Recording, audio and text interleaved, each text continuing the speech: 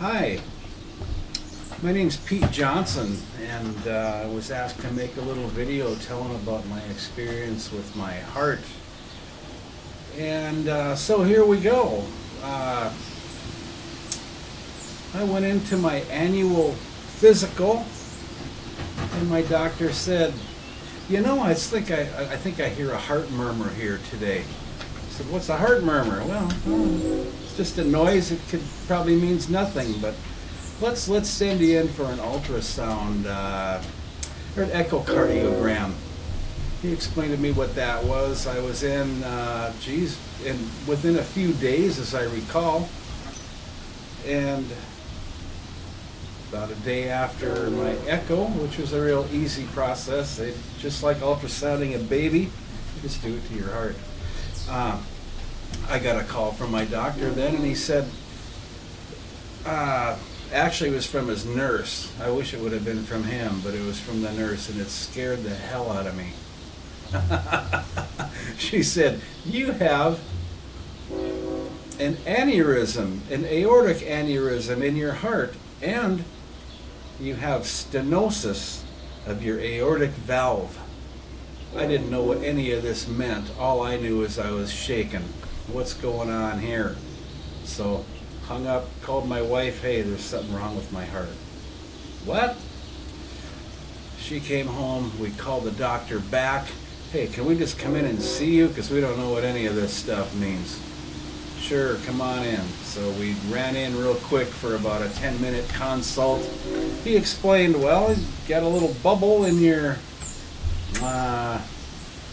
aorta, this aneurysm deal, caused by stenosis of your valve. It's shooting up like water coming out of a garden hose with your thumb over it. That causes the balloon, the aneurysm. Oh, okay, well, that made sense. Get down. I'm a drummer, and I also drive school bus. I have a little recording studio, so I do those music and drive are kind of what I do. So that was my concerns. Can I still drive kids in the bus while I have this stuff? He said, "Yeah, you can still drive kids in the bus. I don't think you're going to blow up right now, but you need to see a cardiologist." So went in to see the cardiologist about a week later, and was put on the watch and wait plan, which made me real happy because I went in thinking I was going to go under the knife the next day. Just lack of knowledge. Anyway, I think I was at about 4.8. They measured again. I was at 4.7 or 5.1. Who knows? Anyway, the measurements were a little off. I've come to find that's pretty typical with the aneurysm size. And was asked to do a CAT scan. They said that'll help us measure this thing a little more thoroughly, get a better outlook on everything. So we'll just cut to the chase. 2 years later, I was scheduled for heart surgery. Very scared, going, "Oh wow, heart surgery's coming. Am I gonna die? Well, I don't know. Hope not."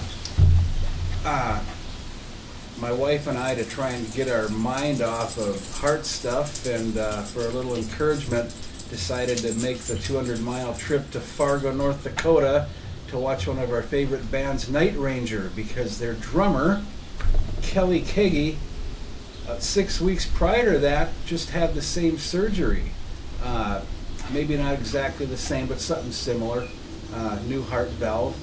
And so we're watching him up there playing. I guess it was 2 months, it wasn't 6 weeks, but we're watching him up there playing the concert, singing Sister Christian, doing all this great drumming, going, "Oh, hey, there's some hope here," instead of all the doom and gloom that we've been feeling for 2 years.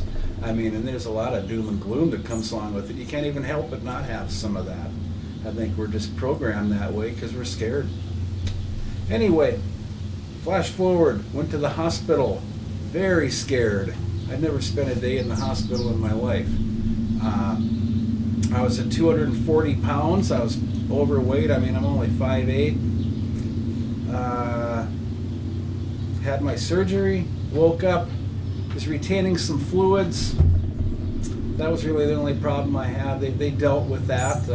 Got me breathing a little bit better again after the fluids, or more fluids draining out. There's a lot of reasons that can be caused. I'm not a doctor, so I'm not going to go into that part of it. But anyway, dealt with that a little bit. That was the only complication, so to speak of. Other than that, everything was great. There was one other small complication. When they put my new valve in, this is my phone, let's turn that off. Put my new valve in, they dinged my electrical. So while I was still in the hospital, they said we're going to have to put a pacemaker in. So yeah, pacemaker. This little pacemaker, 2-inch incision, was more painful than this big incision and opening. Imagine that. True story though. Kind of interesting. Anyway, about 8 days in the hospital. Got out of the hospital, came home. It's like, oh no, they shouldn't have sent me home. I feel like crap still. I can't hardly walk without running out of breath. Well, it turns out that was still retaining some fluid, a little bit of that. So, more pills to get rid of that water. I started losing weight in a healthy way by eating better. I started cardiac rehab, which was great, about a week after surgery. And just to clarify, my surgery was I got a mechanical heart valve put in and the aneurysm repaired. And Mr. Pacemaker, which, me being a drummer, makes for some really good jokes from my smart aleck musician friends. Cardiac rehab, very, very important. If you can go. Don't say, I don't think I need the rehab, I'll go for a walk. Don't say that. Just go to cardiac rehab. They build up your body, your heart, but most importantly to me, they build up your brain. So the first time I went out and mowed the lawn here this year, I couldn't last year. First time I went out and mowed the lawn, I was mowing uphill, working up a sweat, swearing about how hot it was. Not once did I think my heart was going to stop or have any problems. This cardiac rehab gave me the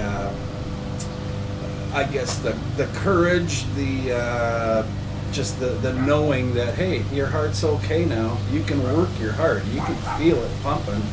It's not going to blow up now anymore. You're going to be okay. You can do some things now. You can live.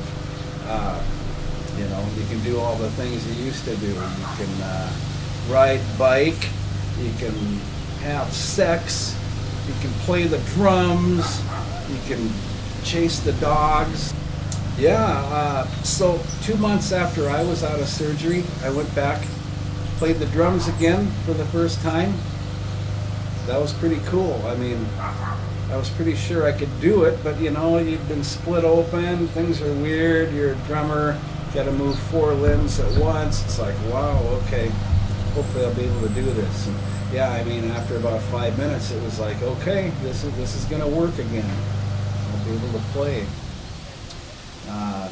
After 90 days, I could drive school bus again, get the kids safely around, which I enjoy doing a lot. After a little break from all my normal things, life is now normal again, and I kind of wish I wouldn't have had to wait the 2 years, because that was a fearful 2 years of watch and wait. I don't know if I've ever been that scared before in my life, really.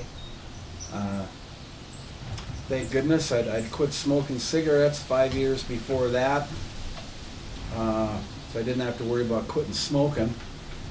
I quit drinking 10 years before that, so I didn't have to worry about that. When I was in the hospital, there was a guy a couple rooms down who lied about his drinking and went into alcohol withdrawals, and they had to knock him out and put a tube down his throat again so he wouldn't die. So I guess if you're a drinker and you've got this coming up, just tell your doctor. There's no embarrassment there, and there's always there's always help. I mean, the guys at AA are a good bunch, and the girls at AA are a good bunch, and it's free, and there's no rules. It's a great way. If I can quit drinking, anybody can. And smoking too. If I can quit smoking, anybody can. Anyway, the rewards are there. They're good. I'm alive for my wife. I mean, I know she was very worried. Probably harder on her than it was on me. So I'll quit rambling now and just say goodbye. And I hope somebody gets some good out of listening to me talk about what happened to me. And life's good now. See you later. Hi, I'm Amy Johnson. I'm Pete's wife. And I just want to talk a little bit about being on the caregiver side of this and being the spouse and what that experience was like, just a little bit. And I'll always remember the day when Pete called and said, there's something wrong with my heart. And we found out about the aortic aneurysm. And when the doctors told us that that's what John Ritter died from, that really scared me. Pete talked about the 2 years of watch and wait, and it really did feel like there was a ticking time bomb in his chest. I can't count how many times when he would be taking a nap in the afternoon, but I would even go up and check and make sure that he was breathing.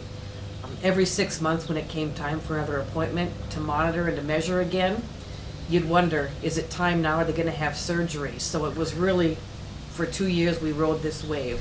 You go to the doctor, they say, okay, watch and wait. So you kind of come down, you live through the next couple of months, and then within those 2 weeks of having the next appointment, then the fear starts coming again. So when it was finally time last year, when our cardiologist, Dr. Campbell, said, I think it's time, and Pete looked at him and said, well, I guess it's time to man up and take care of this. And we started the steps towards actually planning the surgery. Pete talked about when we went to see Night Ranger before the surgery, knowing that Kelly Kegi, the drummer, had gone through the same thing. Really, for me, seeing Kelly up there on stage, that was the first moment when I actually felt hope for the first time, and a lot of that fear washed away, seeing a living, breathing example of a survivor story up there, having gone through valve replacement surgery and up there playing. So that was fantastic. So that got us for the next couple of weeks. Pete kind of explained the surgery, got through it okay, a few minor complications, but nothing major. And to be able to sit here today with him and know that we've got a second chance at life is pretty amazing. Before Pete went in for the surgery, he talked to me one day, he looked at me and goes, if I survive this, I want to do something big to make a difference and to help other people.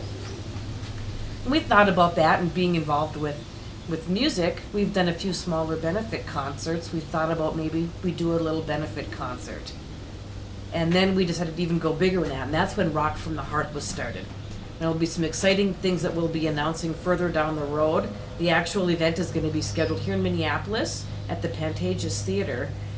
And February 2019, we're actually going to be announcing all of the details, and tickets will go on sale in late August this summer. So watch our website, www.rockfromtheheart.org. You can also find us on Facebook, Twitter, and Instagram. So visit the website. That will have links to our Twitter, Facebook, and Instagram. We'd love if you could like and follow us on those pages and follow the adventures that we're having. We're really thrilled to have found the people at Aortic Hope to walk through this. I mean, before Pete's surgery, we didn't have any of these connections of these groups that have support systems in place.